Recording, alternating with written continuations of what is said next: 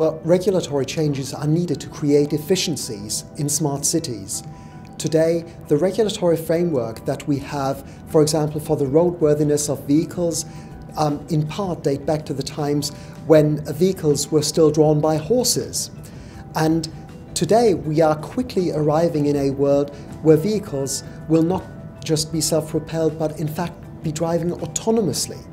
And in order to adapt to these technical changes, we need to apply the regulatory framework in such a way that it doesn't hamper innovation, but lead to efficiencies and create a better urban environment for consumers. Modern cars collect a lot of data and they've been storing it on board for many years, but increasingly they are transferring this data wirelessly to third parties, mostly to vehicle manufacturers so far.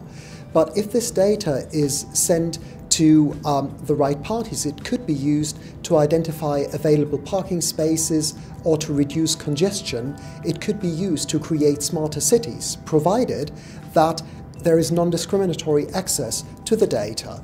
It's also highly important to create a level playing field in competition, for example, in servicing or spare parts markets, where this data is of great commercial value. So one of the main questions here is going to be whether this data will be monopolized or whether it will be available to anybody interested on fair and reasonable terms, provided, of course, that privacy interests of the data subject are respected.